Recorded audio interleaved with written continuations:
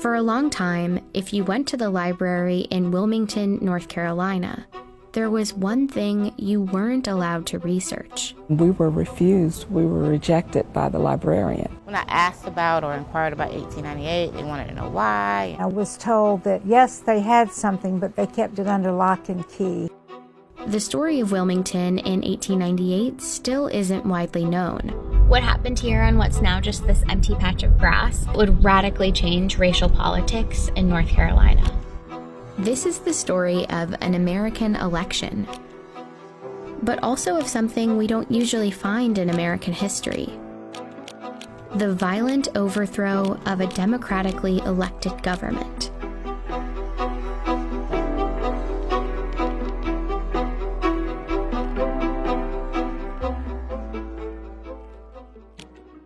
In the late 1800s, Wilmington, North Carolina was the state's largest city. It had a majority black population, and historians today describe it as a rarity in the post-Civil War American South. Wilmington, prior to November 1898, was what the New South could be at the cusp of the 20th century. There was an unusual degree of black prosperity.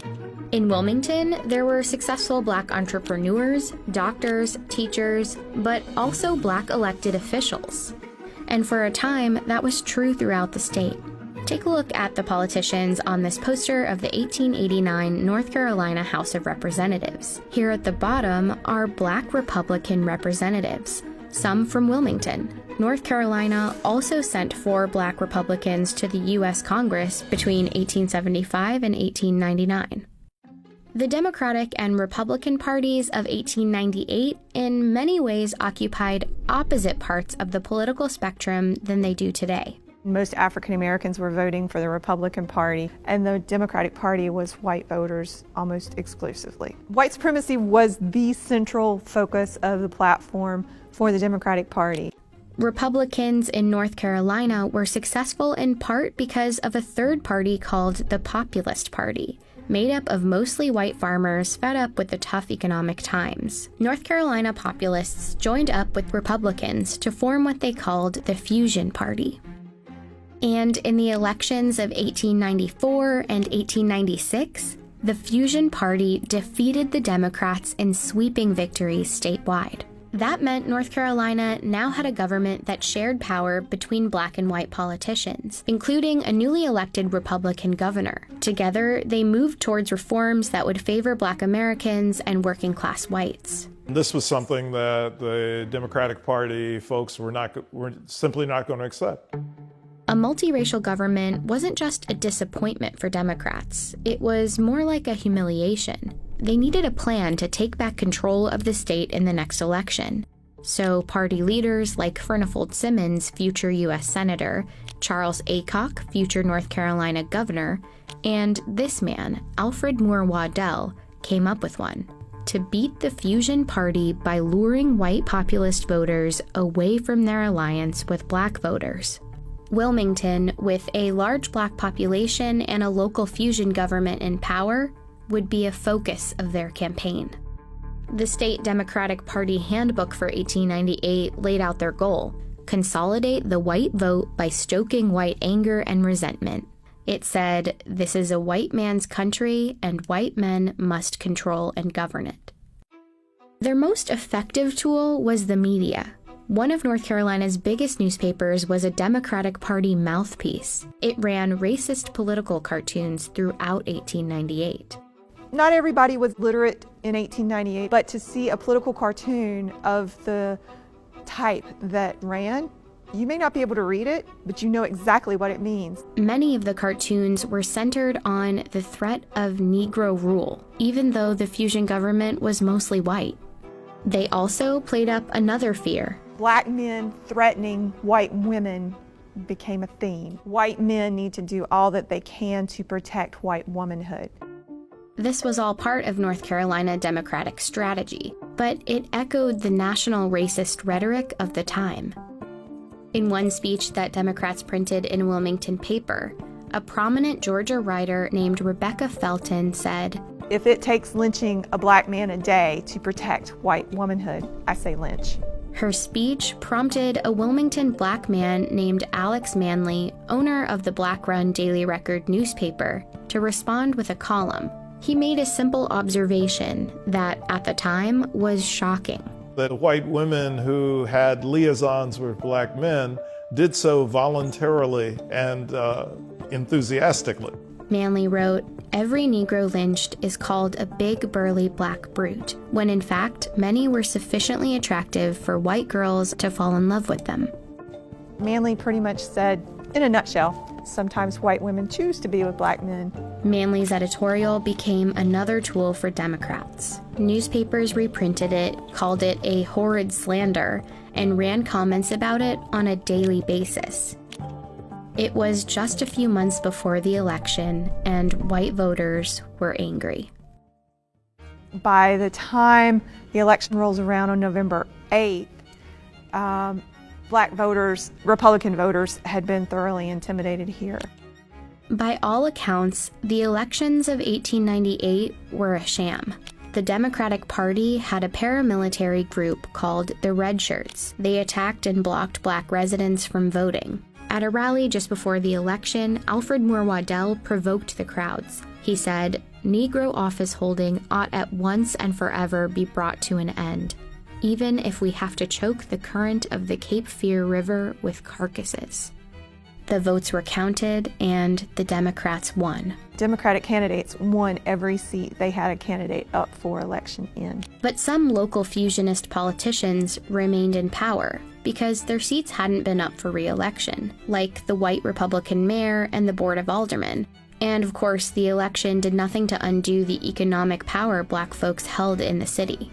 The Democrats had won the election, but their goal of total white supremacist control remained out of reach. And so they engineered what was essentially a coup d'etat. The day after the election, at a gathering for white men in Wilmington, the Democrats unveiled a document called the White Declaration of Independence. It contained an ultimatum. Cynthia Brown, whose descendants were in Wilmington back in 1898, is a historian at her church where there's a preserved copy of the declaration from the next day's newspaper. "We will no longer be ruled and will never again be ruled by men of African origin." They would strip black men of voting rights. They would give white men a large part of the employment heretofore given to black men. And as for Alex Manley, "We demand that he leave this city forever within 24 hours. The next morning, hundreds of white men marched to the offices of the Daily Record. Manley was gone. He had fled to save his own life. They set the Daily Record building on fire. This is where it once stood. Once the white leadership destroyed Alex Manley's printing press, they destroyed one way in which the African American community in Wilmington could organize itself and keep itself informed. At City Hall, the mayor and Board of Aldermen were forced out. There's 200 armed men in City Hall at the time. They didn't do it of their own free will. And as they resigned, a new member selected by the Democratic Party was voted into office. Waddell, who once threatened to fill the Cape Fear River with black bodies, was the new mayor of Wilmington. Meanwhile, the mob had grown to about 2,000 men, and the violence spilled into the streets. In these photos, X's mark where the first black residents were killed. The stories are that they were dumped into the river, and there are varying stories about how many people were killed. I see 40 to 60 clearly as fatalities as a result of the violence, but I think it was higher. Many black residents hid for days in the swamps and the wooded cemeteries in the city, including Cynthia's great-grandmother. And thousands of other residents fled Wilmington, never to return. Shortly afterward, Democrats printed booklets celebrating a glorious victory, and in the newspapers depicted black residents as the instigators. This image is a gross misrepresentation of what actually happened during 1898. You know, what you see is African American men with guns, not white men with machine guns. The city never regained its black majority population. Jim Crow laws like literacy tests and poll taxes that prevented black people from voting were immediately enacted, and Wilmington's spirit of black opportunity was crushed. Black political representation in the state was over. It would be 90 years until North Carolina elected its next black Congress member. Wilmington did a really great job of covering up a very dark past for a very long time. Over the years, the textbooks on North Carolina's history have struggled to accurately describe what happened in 1898. This one from 1933 says the situation was unfortunate for both races. And this one from 1978 doesn't have that much more detail.